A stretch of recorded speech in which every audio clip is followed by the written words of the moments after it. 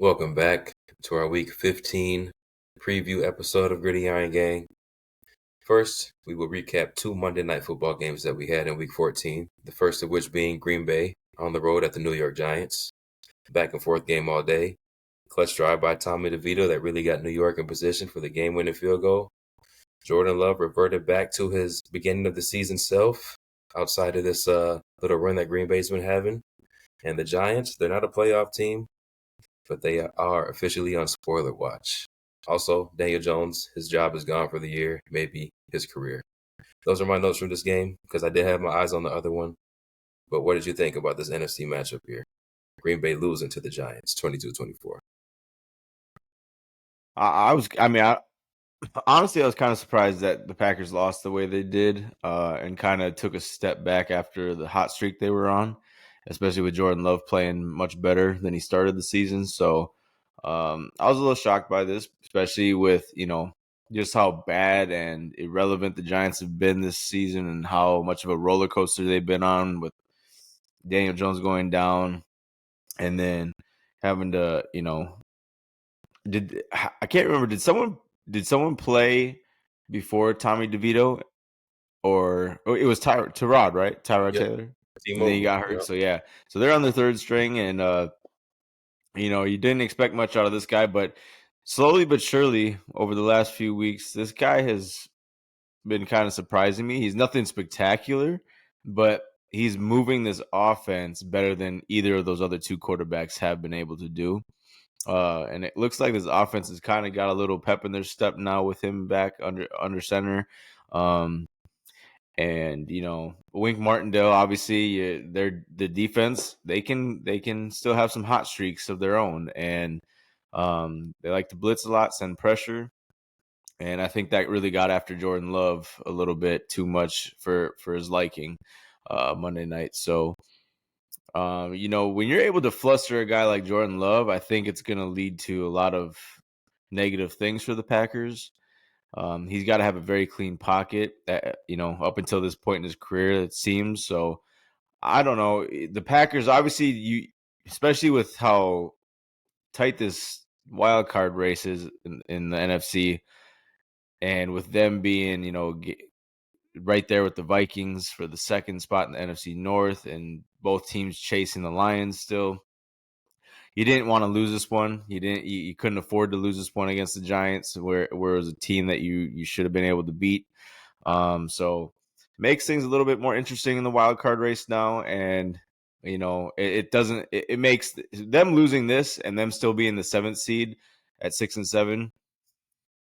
It just shows how ugly this NFC picture is really for the playoffs. So yeah, I mean, I don't have much else on this game. But obviously the Giants have a lot of questions to answer and decisions to make because they paid D Jones all that money. And I really think they're going to come to regret that if they're not already regretting that. Because the way Tommy DeVito is playing just adds a few more pieces around him and let him, take the reins and learn on the fly and grow into a decent quarterback. Because with the tools he's got, he seems like he could be just fine in that system. So, yeah, a lot of question marks around the Giants now. Yeah, I think that Daniel Jones is a decision that questions at the time his pen hit the paper, but it's just something you have to do. A quarterback that has a good season in this league these days is going to get a kind of contract like that. So their hand was kind of forced in that situation. To your Tommy DeVito point, coming into the season, the highlight of this Giants team we both thought was probably going to be that defense. We know the offensive line took a couple strides over the past few years, and the weapons were outside of Saquon. They weren't too big of names, but we did like the weapons, even the addition of Waller at tight end. DeVito he didn't do much outside of what you wanted him to do. 17-21 is great efficiency-wise, but the yardage wasn't there, but he's not making the big mistakes to cost this team the game. Now, he probably wouldn't have been ready at the beginning of the season, especially for what I'm seeing now. He's not even ready right now. He's just, fortunate to play against some subpar defenses out there. But the Giants do have a decision to make, and I think going forward with DeVito probably is going to be that decision because Daniel Jones, we've seen outside of last season, which really wasn't even impressive, worth that contract. He hasn't been the guy, and they probably reached for him in the draft at number 6. Probably would have even been a reach as a second round pick. So very interesting offseason coming up for the Giants because I don't think they're that far away, especially if they can bring a guy like Saquon back with that defense, a quarterback that can take care of the ball, make good decisions. You can be right there for a playoff spot next year. So, with that being said, I wonder, with how the quarterback play has gone this year, obviously it's been pretty bad. But what I'm seeing, if this year's any indication, and the way college talent is, coming up each and every year, doesn't seem to get better, doesn't necessarily seem to get worse, but it's not great.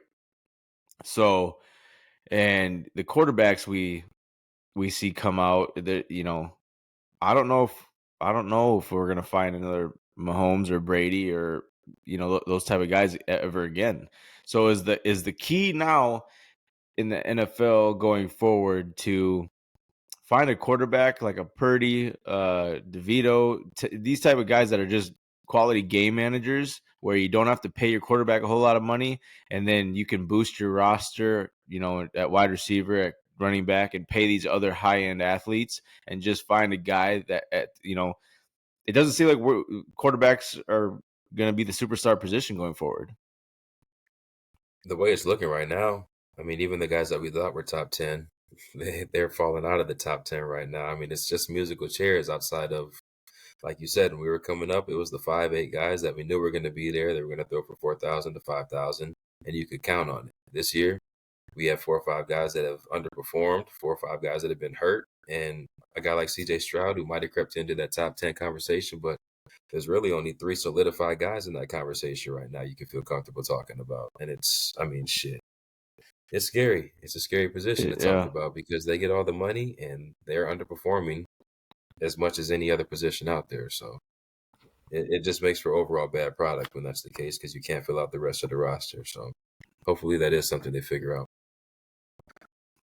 Tennessee at Miami, our other Monday Night Football game. I think Tennessee started their day with a punt and then a pick six to a defensive lineman. So everything was on track for Miami to dominate this game right up until Tyreek Hill left the game with an ankle injury. Credit to the Titans. They held a 13-10 lead going into the fourth quarter, but it was 17 points by Miami that put them up 2 scores with about 4 minutes left. But that is when we saw an absolute collapse by this Miami Dolphins team. They give up a quick score to the Titans, third down. Tua takes a sack, give the ball back to Tennessee. Derrick Henry does King Henry things, gives the Titans a lead, and Miami wasn't able to do anything with the ball when they got it back. How do we feel about this Miami Dolphins loss to Tennessee? This type of loss for me at this point in the season really makes me question the quality of the team that Miami has. Because the last 4 minutes of the game and you give up 14 unanswered points and you lose the game by 1 point against a team like the Titans, who's nothing special. They're not a playoff quality team, and Miami's supposed to be, the spectacular offense and can punch you in the mouth and this and that. And I really fear for them if they have to travel to like a place like Baltimore or something along those lines in the AFC playoffs, because I do think that they are better than Kansas City. I would put them above Buffalo, obviously. I mean, it's so tough. I mean, I definitely would put them above, all these other. I mean, Baltimore, after Baltimore and Miami, it's a significant drop off, in my opinion, for quality teams in the AFC, which is not what we expected going into this year. Right. So for me, like I told you last night, if there's any year for you guys to win the Super Bowl, this is the year. So It has to be. I At least mean, get there. this is a year. I mean, this is the greatest year to take advantage of what's going on around the NFL and the quality of play. So, um, I mean, with that being said, I mean, I fear for Miami. I mean, granted, they're still one of those high end teams in the league this year, but this loss and the way they lost really makes me question them. And I still am like, I'm not a big Tua guy. I just don't think he's anything special. You take Tyreek away, you take Waddle away, he's nothing. Yeah, last night kind of helped my MVP case for Tyreek. He did come in a little bit after that ankle injury, provided a spark out of a big catch on, I think it was a third down near the goal line. But he really wasn't effective after he left that game, and that offense wasn't effective at all. They had a couple of trick plays, reverses, or runs to the outside that got some yardage, but yeah, that was a concern. And then the defense giving up 14 points in 4 minutes was also a concern, especially to a team like Tennessee. Credit to Will Levis and the guys over there, the young quarterback, led 2 touchdown drives. So, they said throughout the broadcast they do like signs of Will Levis and what he brings to the table. He has moments, and last night was for sure a moment against a playoff team, a potential #1 seed in the AFC. So, credit to Tennessee, credit to Vrabel. That was a very good win, very, very shocking win and an upset for sure. Well, and it was nice to see them finally purpose purposely target D Hop nonstop all night long. Please, I mean, you should be doing that all every game. his numbers were crazy, and I do still think D Hop is a top 10 receiver in the league. Oh, he's out of there after this year, and I hope he goes somewhere where he can still ball out a little bit. But uh, where that will be, I don't know. But I do think he gave you don't want to end your career or keep going with a team like Tennessee. I mean, for a receiver as talented as he is, he's been in some of the most shitty situations. I figured he'd want to go with a guy like a Mahomes or whatever you Go think back of. home to Houston. You know what I mean? You got a guy down there now. That wouldn't be bad. They need a #1 or a veteran at #2. If you want to say And Tank Dell's a I number and I one, guarantee he'd love playing for D'Amico. So I mean, the only reason he left was Bill O'Brien, and he is far and away from Houston right now. So everything is safe. You can come back, and they'll welcome you back with open arms. Arguably, no, it's Andre Johnson, but he is the second best receiver in Houston Texans history. So you want to get to the Week 14 results? yeah, I have the picks here. So week 14, I ended up. This was probably one of my bigger clunkers of the week. So I went 6-9. You went 9-6. You got 3 games back on me, and it ended up being 118.75 and 114.79. Oh, we're So right there. Yes, four sir. game four game lead still, but with how this end of the season's going, I'm very nervous, man, because these games are getting trickier and trickier. They're getting tricky and tricky. Our next topic is going to start getting very tricky. Gravediggers. Right now, we have 10 teams eliminated: the Panthers, the Cardinals, the Giants, the Bears, the Packers, the Commanders, the Titans, the Patriots, the Raiders, and the Jets. One team each. Do you want to do the honors? Well, you know me, I'm going to keep it easy because I put the Packers in there way too early. So I got to go Chargers here. There's no way the Chargers make the playoffs. Brandon Staley is coaching himself out of LA this season. And it's just they, like we said before, they need to just completely strip it all down, build it back up, and start brand new. I mean, hell, if they could go back to San Diego and and play there again, because I don't know what the answer is. You've made all these moves, you brought in a lot of talent, and you've just constantly underperformed and shit the bed with these guys, and it's they seem to be a team where these aging veterans kind of go to right off into the sunset and not win anything, even though they're trying to. So I mean, I don't know what it is, but you it's sad to say, but it's like names like Khalil Mack. He hasn't done squat since he's been there, and he's still got a lot of talent left in him. Eric Kendricks goes there. I haven't heard his name hardly at all this year. Austin Eckler, he's with how much he's been banged up year after year. His career's winding down. Herbert, it's starting to look like it's time to really question if he's even truly worthy of being a hyped up guy. I mean, and then you got your receivers who are always pulling hamstrings and having great weeks, but Out for out the every other, season. it seems. So it's I don't know what it is, but and then the head scratching move of signing J.C. Jackson to that big deal and trading him back to New England. It's like I don't know what's going on in L.A., man. The Chargers just they seem like one of those franchises where it's like nothing can ever go right for them. Yeah, you said it all, man. They're cursed. From J.C. Jackson tearing his knee after that contract to them giving him back to New England, Joey Bosa, whatever he did to his foot this year. Khalil Mack, I think he's top 5 in sacks, but you haven't heard his name once because the team is so irrelevant. Like you said, they're big linebacker signings. They're supposed to have a decent linebacking core. This defense can't stop anything. And, I mean, Eckler's having a down year. The receivers are hurt. One's done for the season again. I mean, every year it's the same thing. And now Herbert, his finger injury was sidelining him for the rest of the year. The coach is atrocious. I'm surprised it's taken us this long to get to the Chargers out of here, but that's they just always leave you wanting more, bro. They have so much talent over there and the potential is there, but it takes 4-9 for us to get them out of here. So that's what it is. Chargers are gone.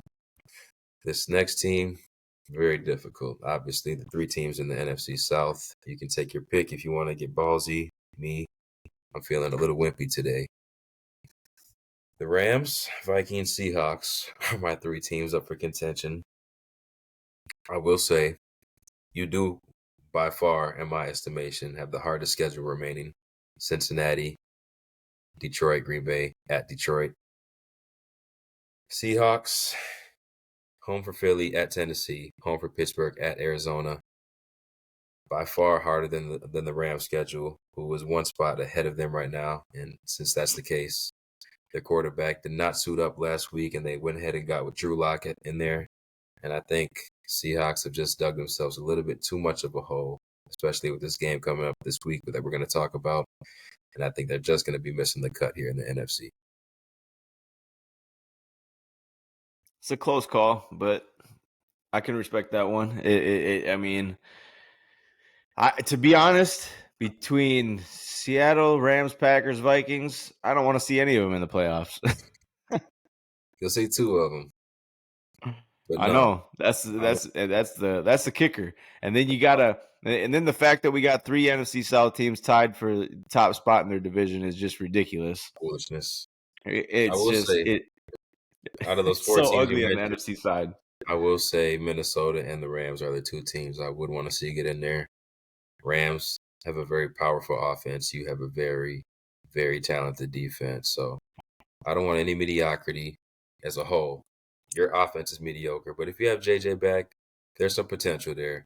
And then the Rams obviously have Aaron Donald, and we can see what he can muster up if he can rally that group. But yeah, I like the Rams offense and your defense with some potential weapons on the opposite side of the ball. So I just don't think the Yeah, Rams Seahawks possess that I right now. like the thing about the Vikings is obviously you got to see this week how it fares out with Mullins starting and JJ playing and how this offense looks going forward with that route. But you know the only reason I say I the Vikings deserve to be in the playoffs and why I'd want to see them in there is because I think at least for one game in the playoffs our defense is going to give that team some fits and make it a ball game. So it's going to come down to our offense being able to put up some points. So I mean, if can that happen, I don't know, but this defense deserves to be in the playoffs.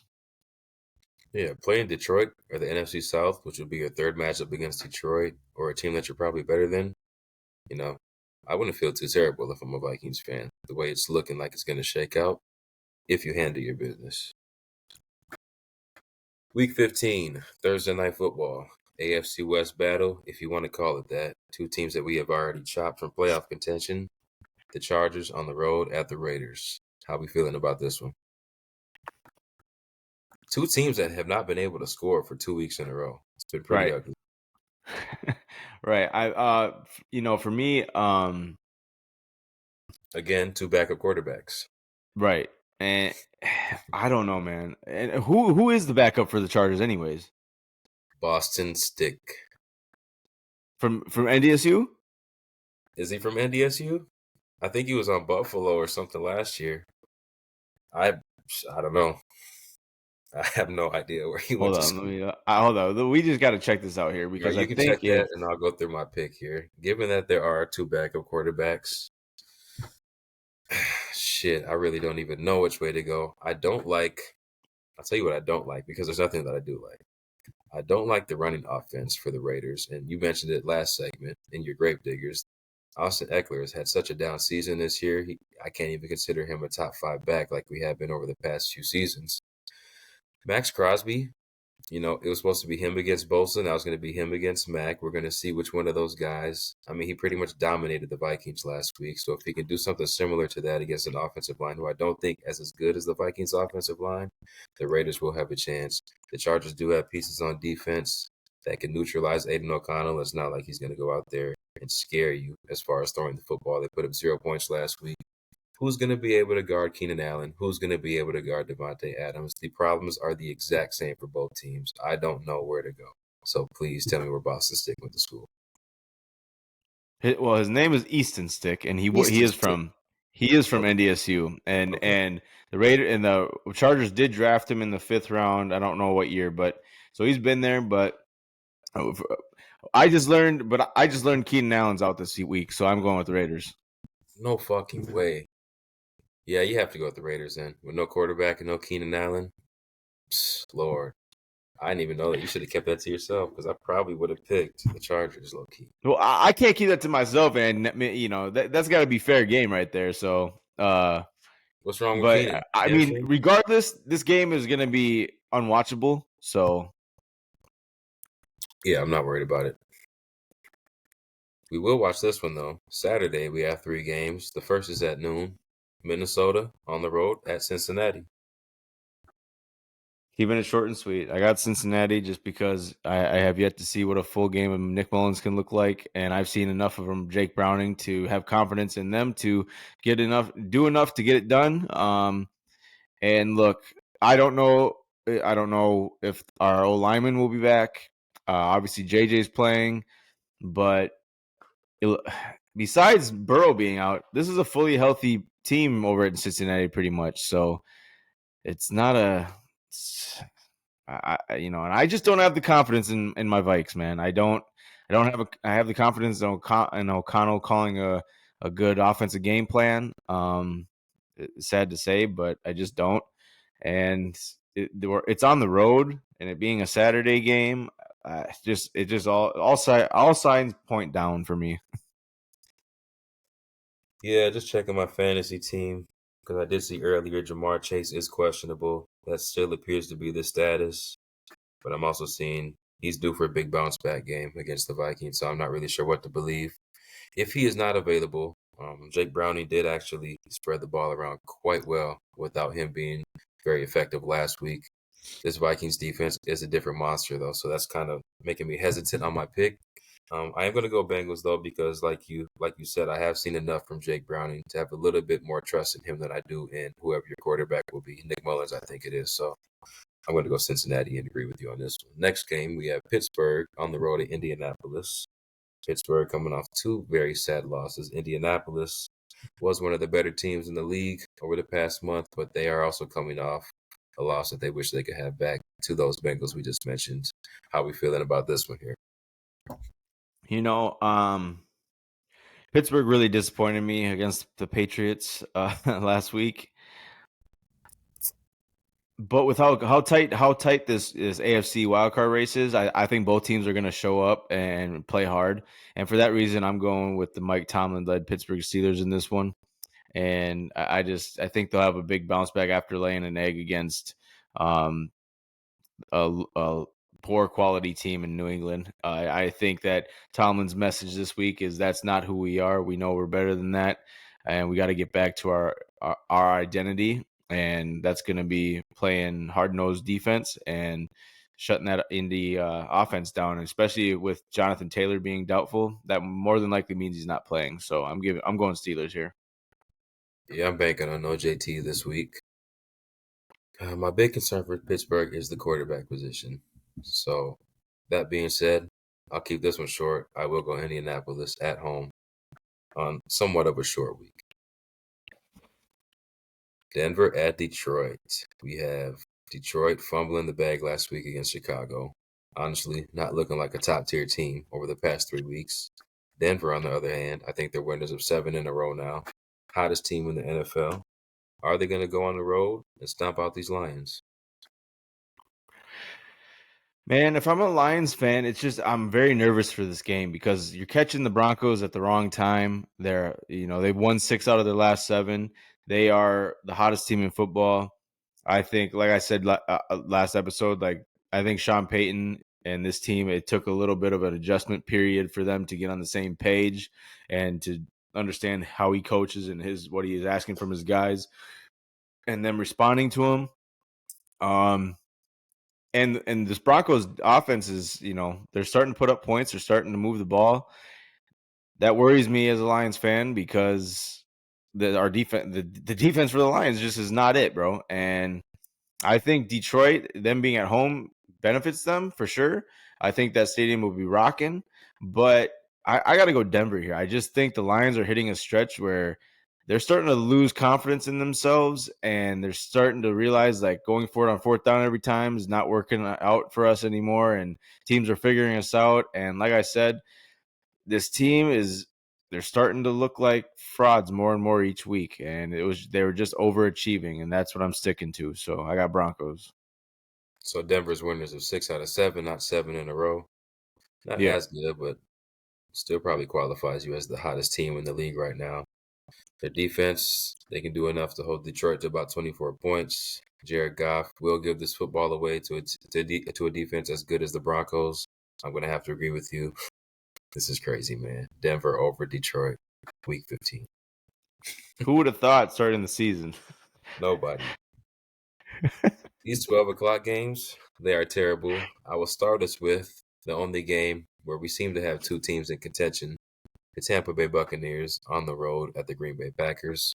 Obviously, we know Tampa holds that number 1 seed in the NFC South. Green Bay, number 7 right now in the NFC.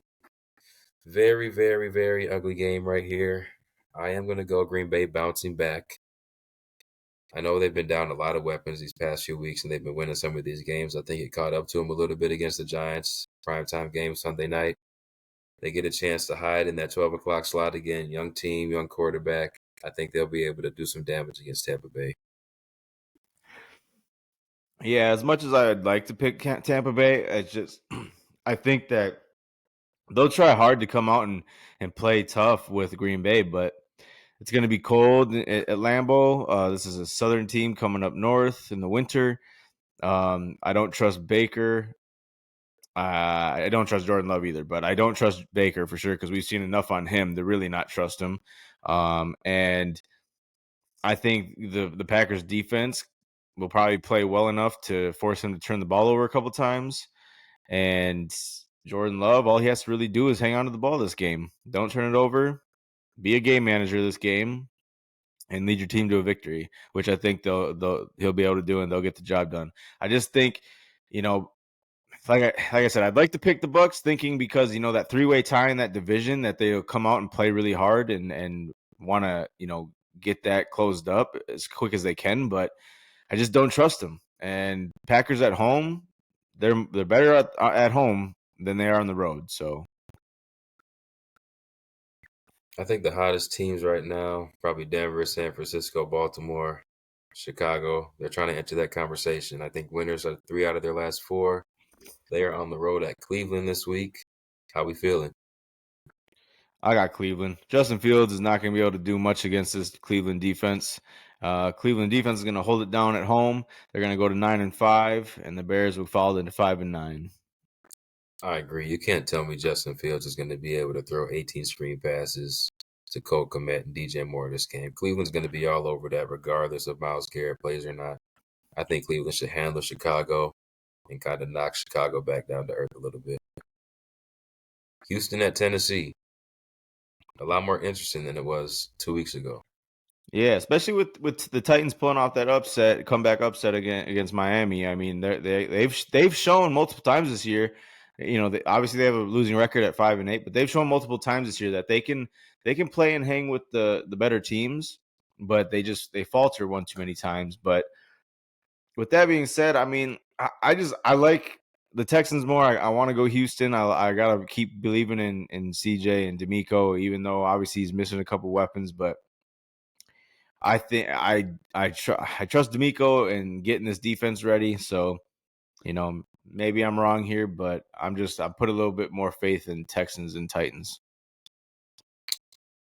Yeah, I want to say the Titans beat Miami without Jeffrey Simmons. I don't know if he'll be back for this game, but the defenses are fairly even. And if it's going to come down to coaching, I think that's fairly even. And then if we look at the quarterback, you're obviously going to go CJ Stroud over Levis. But given the fact that he has two weapons down and the rushing game is kind of non existent, I think I'm going to lead Tennessee at home on this one. They can do a little bit of thunder or lightning combination with Derrick Henry and Tajay Spears. Will Levis, I don't expect him to have a 300-yard game or anything close to anything like that, but he did lead two drives last game in the clutch. So I do like what I see. If it comes down to the final possessions, I think it might end up being who has the ball last. So I'll go Tennessee in that one. Jets at Yeah, Miami. and that was a tough game to pick. Honestly, it's kind of on a coin toss on that one. Jets at Miami. Yep. Miami. So similar to Levis, I don't see Zach Wilson going for 300 yards again. Miami, they definitely have something to prove after that blown loss against the Titans. Jets, obviously, if Tyreek's going to be out there, this defense is more than capable enough to neutralize this Miami offense. So that's something I'm going to keep my eye on. As it sits right now, I will say Miami just slightly. New York Giants on the road at New Orleans. This is another tough one. I really liked what I saw out of DeVito last game and with his Giants team. They, kind of just staying in the fight of things and battling. But I don't know, playing the Saints on the road. Never easy. It's not, and I'm going Saints here because I think that the Saints are going to want to win, regain first place if they're able to. I mean, all three of those teams in the NFC South should be aiming for that each week going forward. But I think I like the Saints the best slightly out of the other two. So I'm going Saints here. I think, like I said, I picked the Packers to beat the Bucks, so that's if Bucks lose, Saints win, that helps them. So and I don't know. I'll go Saints that. But like I said, I won't be surprised if the Giants beat them because they look better with DeVito at quarterback, and the defense is the defense. I don't know. This is a tough game. It's a toss up. Just give me the Saints. I won't be surprised if the Giants win. New Orleans is always a tough place to play. Derek Carr is a check down god, and Alvin Kamara is probably going to finish this game with 13 catches, 85 yards, and they're probably going to be able to stay on the field for a little bit longer than the Giants would like. But the Giants are going to do similar things. They're going to check the ball down to Saquon Barkley. They're going to get their other receivers the ball, slants, short passes, combos. Hopefully, I can get through this fucking sentence and pick my team. I pick the Giants with an upset over the Saints. And then this one's easy. Atlanta at Carolina. Atlanta. KC at New England. Kansas City. Sad news coming out of New England, which I don't really like doing it in the middle of the season, especially to a guy like Bill announcing that he won't be back for the 2024 season. But hey, I don't know, man. You hear people talking about coaches' egos getting in the way. Stephen A was saying that. He was saying he pushed the golden boy out the door. Now, like you've been saying, his voice is just falling on deaf ears. He's losing the locker room. He doesn't know how to keep these guys intact. I wish they would have kept this under wraps until the season was over, because now it's going to be a lot of speculation and a lot of focus on what's Bill's next move and not the Patriots and what are they going to do. But obviously, he says he's on to Kansas City. So I do have the Chiefs winning this game pretty easily. They need to bounce back, even though I don't think it will be easy with their offensive struggles against this New England defense. And if it isn't easy, I mean, we really need to start talking about Kansas City as a fraud in that Detroit Lions conversation. Yep. 305, San Francisco at Arizona. Give me San Fran. Washington at the Rams. This could get interesting. I mean, you don't really know what you're getting from Washington week in and week out, or which Sam Howell's going to show up and is he going to turn the ball over, play like crap, or is he going to look like a top 5 quarterback? So I don't know, but I'm going Rams here. They're at home. They just played one of the best teams in the NFL, took them down to the wire in overtime. So I'm going Rams here. I just think Washington is kind of, like I said, they're a team that they're under new ownership. They know that they're going in a completely different direction with coaches and players next year. So it's just they're getting ready for a total rebuild. So I'm going Rams. We have Buffalo hosting Dallas. Buffalo, they beat the Super Bowl champs last year. Dallas, they beat the Super Bowl runner-ups. Handled them actually. How are we feeling about this Dallas on the road at Buffalo game? Well, after what I saw last week against Philly, I'm giving Dallas the upper hand here. I think that I'm going to give them the benefit of the doubt. I'm going to pick them to, you know, take care of business this week against Buffalo. But I just hope to God that Buffalo puts up a fight and makes it a game. I did pick the Rams too, by the way, and I will pick Dallas here as well. We have Baltimore at Jacksonville Sunday Night Football. You already know where I'm going. Yeah, Baltimore. I mean, we've seen enough from Jacksonville to know that they're not for real. Losers of 2 in a row in the most crucial time in the season. That doesn't give me a lot of faith in you going forward. Philadelphia at Seattle Monday Night Football to cap off Week 15. This is a fairly easy pick. It's going to be Philly. I think that they're going to really come out for blood this game after getting embarrassed 2 weeks in a row. So expect a different type of fired up team from Philly, and this probably be a runaway game, in my opinion.